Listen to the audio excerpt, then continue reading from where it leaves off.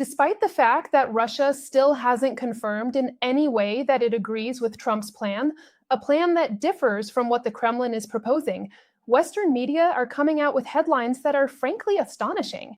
They're so astonishing that they're literally blowing up the information space. And this is the moment when, instead of applauding the sensation, we should be asking a simple question: who exactly is launching this wave of expectations and why?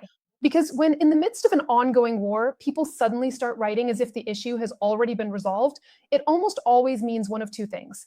Either someone is preparing society for a very unpleasant reality, or someone is selling hope as a product in advance, without guarantees, without mechanisms, and without any responsibility if it falls through.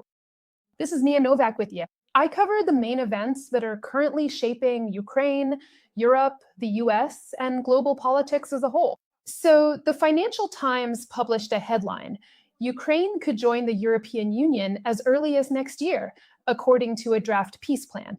To be honest, it feels a bit like a scam, because in Europe, people are, to put it mildly, very reserved about this plan. No one is loudly saying that it's impossible, but no one is saying it could actually happen either. Let's go through everything step by step. Overall, this move would radically change the bloc's approach to admitting new members. Let me explain why. The Financial Times reports that sources familiar with the document, which is currently being finalized by Ukraine and the US, claim that Ukraine's accession to the European Union is set for before January 1st, 2027. In other words, the last possible day for Ukraine to join the European Union is December 31st, 2026. That's already next year, at most just a little over a year from now. This is stated in the latest draft of the peace proposal that Washington is presenting together with European and Ukrainian officials. And here's the most interesting part: promises still don't guarantee anything, because even all the weapons that Europe promised Ukraine 2 years ago still haven't been delivered. And this is an even more radical situation. If this plan were implemented, it would completely overturn the entire system of how Europe approaches admitting new members. The new proposal, which has now been prepared in Washington, emerged amid increased pressure from Donald Trump on Ukrainian President Volodymyr Zelensky to secure a peace agreement by Christmas. Despite the fact that many people said this pressure would not yield any results, Trump, Kushner, and Vitkov, who represent his interests, are not stopping. Moreover, they are pressuring Zelensky and trying to put pressure on Europe instead of pressuring Russia. And so, in response, Ukraine stated that not a single one of the 36 key negotiation chapters required for EU accession has been fully completed. What's more, not a single cluster has even been opened. Europe is saying outright, it is impossible to accept a country that hasn't resolved all its issues, from legislative to interstate ones. So, to put it mildly, all of this looks strange. But sources at the Financial Times note that such an approach, which would completely overturn the merit-based principle of accession, would not only change the timeline, but would also force Brussels to fundamentally reconsider the entire enlargement process, including the terms of accession, access to EU funds, and the allocation of votes. And this issue is extremely sensitive in Europe. None of the politicians and diplomats I spoke with confirmed that this could actually be implemented.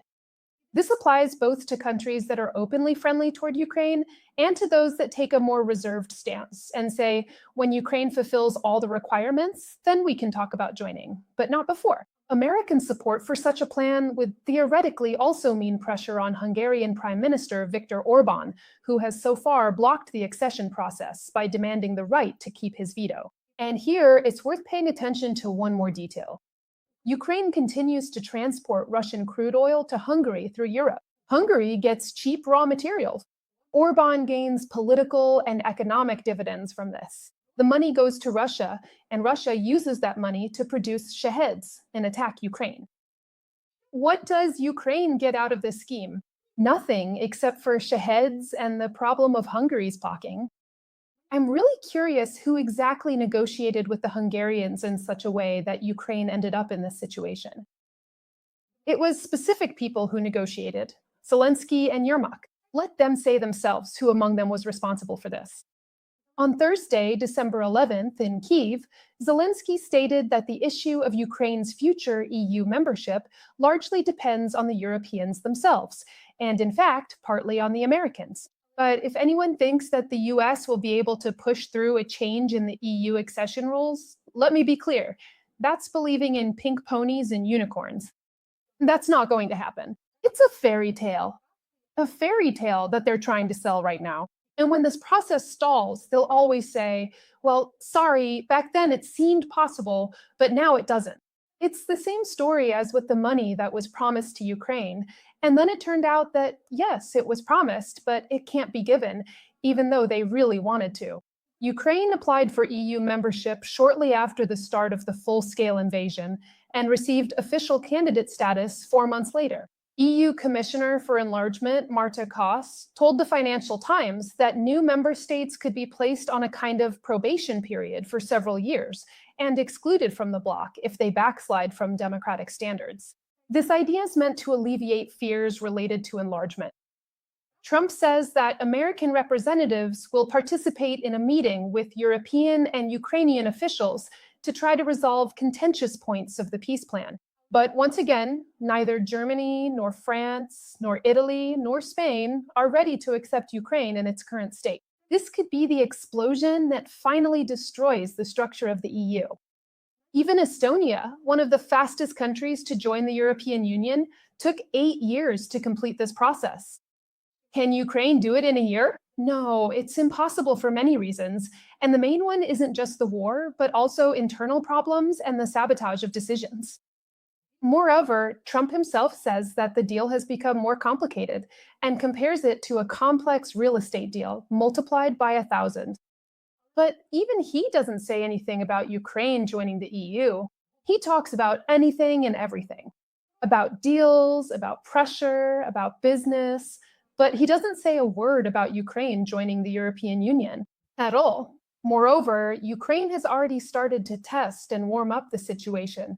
First, Zelensky, through his advisor Podolyak, made a statement that Ukraine is supposedly ready to agree to a demilitarized zone in Donbass as a significant concession for the sake of ending the war. Lamont wrote about this, adding that the creation of such a zone would require the withdrawal of both Ukrainian and Russian troops from both sides of the front line. At the same time, Zelensky was essentially trying to ensure himself with such a decision by proposing a possible referendum, shifting the responsibility onto society. But when they saw the reaction, which was extremely negative, Bankova immediately backtracked on everything. This tactic has been used on Bankova for many years now. It's always the same one. As soon as they see that messages or statements don't resonate with society, or there's another failure, an explanation immediately appears. We were misunderstood. Words taken out of context. Bad translation. Or suddenly there are t-shirts with the slogan, I have the right to make mistakes. So after the public reaction, the president's office stated that Ukraine does not agree to the conditions for creating a buffer zone in Donbass. Moreover, they reported that Limont misunderstood and incorrectly conveyed Podolyak's words. They blamed it on a bad translation and presentation. And here a logical question arises. What exactly was translated incorrectly? Maybe it would have been better to provide the correct version right away, but they didn't do that because this was just a warm-up and testing. And that's why things aren't as simple as they're trying to make them seem. At the same time, Russia hasn't given any signals that it's ready to accept this plan. And this, once again, confirms the warm-up is happening, but Moscow isn't ready. Why? Because Russia is moving forward. It hasn't been stopped at the front and doesn't see any stabilization. Europeans still haven't agreed on long-term funding for Ukraine. And in this situation, the Kremlin has no incentive to agree to a compromise. When that changes, when the front is stabilized and the money starts flowing, the Kremlin will be the first to get in line and say, all right, let's negotiate. We agree. For now, Russia isn't ready to accept any plan that deviates from its maximalist demands for ending the war. Yuri Ushakov, the Russian president's foreign policy advisor, said that Moscow has not yet seen the final versions of the American plan that take into account the proposals from Ukraine and European allies, and added, when we do see it, I understand there will be a lot we won't like. Peskov, in turn, has already stated that Russia may indeed refrain from deploying regular troops to Donbass, but the Russian National Guard and Russian police will be there. In other words, it's essentially the same control, just under a different label. This is what testing looks like. Moreover, Ushakov himself floated the idea of turning the front line in Donbass into a free economic zone, an idea that the Trump administration is actually pushing in the event that Ukrainian troops withdraw. And meanwhile, in Ukraine, people are saying, well, we'll somehow figure it out through a vote. Overall, the situation looks like this: Russia does not want to end the war. So far, Zelensky is not doing what is necessary for real stabilization of the front. And the United States does not realize that they are essentially trying to appease the Russian dictator. And this won't help. The only thing that can really change the situation is changes on the front line. And here, it's worth mentioning the only truly positive event separately. In the Kupiansk direction, thanks to a complex and very professionally planned operation, it was possible to encircle Russian forces and drive them out of the area.